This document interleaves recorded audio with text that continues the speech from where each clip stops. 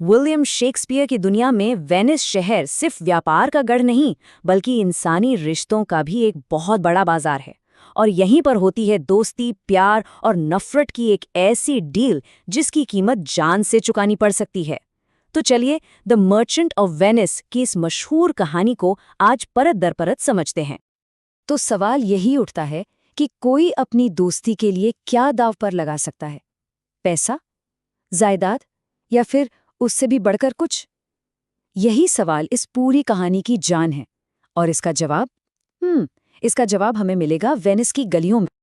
तो कहानी की शुरुआत होती है एक गहरी दोस्ती और एक मुश्किल में पड़े प्यार से। तो मिलिए एंटोनियो से, वेनिस का एक जाना माना व्यापारी, जिसके लिए दोस्ती से बढ़कर कुछ भी नहीं। और ये है उसका जिगरी दोस्त बेसानियो, जिसे बेपनाह मोहब्बत हो गई है पोर्शिया से। लेकिन एक दिक्कत है, असल में काफी बड़ी दिक्कत है। बेसानियो के पास पोर्शिया का हाथ मांगने जाने के लिए पैसे ही नहीं है। और बस यहीं से कहानी एक ऐसा मोड़ लेती है जो इन सब की जिंदगी हमेशा के लिए बदल कर रख देगी।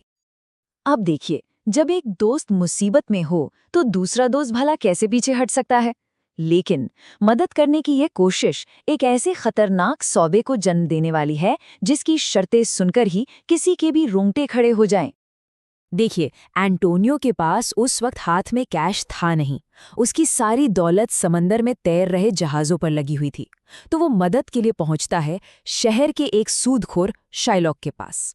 अब शाइलॉक कर्ज देने को तो तैयार हो जाता है, पर वो एक ऐसी शर्त रखता है जो दोस्ती की हर परिभाषा को चुनौती देने वाली थी। और शर्त क्या थी? सोच कर देखिए, कर्ज न चुका पाने की सजा क्या हो सकती है? शाइलॉक कोई ब्याज नहीं मांगता। नहीं, वो कहता है अगर पैसे वक्त पर नहीं मिले तो मैं तुम्हारे शरीर से कहीं से भी 1 पाउंड मांस काट लूंगा। जी हाँ, 1 पाउंड मांस। और हैरानी की बात तो ये है कि दोस्ती की खातिर एंटोनियो ये शर्त मान भी लेता है। मतलब अब ये सौदा पैसों का नहीं, सीधा सीधा जान का हो चुका था।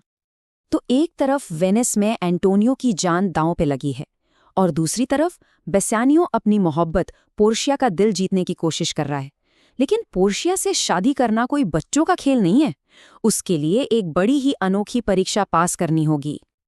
तो परीक्षा ये है, पोर्शिया से शादी करने के लिए सामने रखे हैं 3 संदूक। पहला सोने का, जिस पे लिखा है जो मुझे चुनेगा उसे वो मिलेगा जो सब चाहते हैं। दूसरा चांदी का, जो कहता है उसे वो मिलेगा जिसका वो हकदार है। और तीसरा एक साधारण सा शीशे का संदूक, जिस पर लिखा है जो मुझे चुनेगा उसे अपना सब कुछ दांव पर लगाना होगा। तो ये चुनाव सिर्फ एक संदूक का नहीं है, ये तो इंसान की नीयत का इम्तिहान है। और बेसानियो वो बाहरी चमक दमक को नजरअंदाज करके चुनता है शीशे के संदूक को, और वो जीत जाता है। उसे पोर्शिया का प्यार, उसका साथ सब मिल जाता है। दोनों की शादी भी हो जाती है। यहाँ तो सब हैप्पी हैप्पी हो गया है ना। लेकिन वेनिस में जो सौदा हुआ था, एंटोनियो का क्या? उसका क्या हुआ? तो अब कहानी उस मोड़ पर आ गई है जहां दोस्ती की कीमत वाकई जान देकर चुकानी पड़ सकती है। अदालत का कटघरा तैयार है और सौदा पूरा करने का वक्त अब आ चुका है। और फिर वही हुआ जिसका डर था। खबर आती है कि समंदर में एंटोनियो के सारे जहाज तबाह हो गए हैं। वो अब दिवालिया हो चुका है और शाइलॉक का कर्ज चुकाने की हालत में बिल्कुल नहीं है। शाइलॉक के लिए तो जैसे मन की मुराद पूरी हो गई। वो एंटोनियो को सीधा अदालत में घसीट ले जाता है, अपना 1 पाउंड मांस वसूल लें।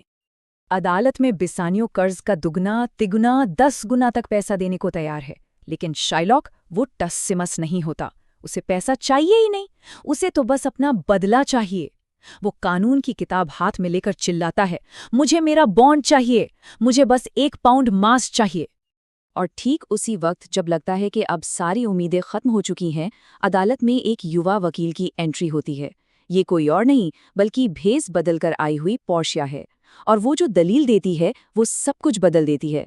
वो शाइलॉक से कहती है, कानून तुम्हें 1 पाउंड मांस लेने की इजाजत देता है, बिल्कुल देता है, तुम ले सकते हो। लेकिन बॉन्ड में सिर्फ मांस लिखा है, खून का तो कहीं जिक्र नहीं है। तो तुम मांस काटो, पर ध्यान रहे अगर एंटोनियो के शरीर से खून की एक बूंद भी गिरी तो कानून के हिसाब से तुम्हारी जान ले ली जाएगी। पोर्शिया की बस इस एक दलील ने पूरी बाजी ही पलट कर रख दी। अब कहानी अपने अंजाम की तरफ बढ़ रही है। एक ऐसा अंजाम जहां इंसाफ और रहम के बीच की लकीर बिल्कुल साफ हो जाएगी। अब ये तो जाहिर सी बात है, बिना खून बहाए मांस काटना तो नामुमकिन है। शाइलॉक अपने ही बुने जाल में बुरी तरह फंस गया और इस तरह एंटोनियो की जान बच गई। और कहानी को एक और खुशनुमा मोड़ देते हुए खबर ये भी आती है कि एंटोनियो के जहाज असल में डूबे नहीं थे, वो सही सलामत वापस लौट आए हैं। तो सवाल वही है, क्या दोस्ती की कोई कीमत होती है? इस कहानी को देखकर लगता है शायद नहीं।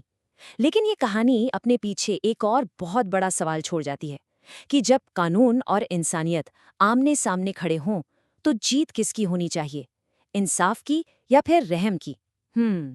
इसका जवाब शायद हर किसी के लिए अलग अलग हो सकता है।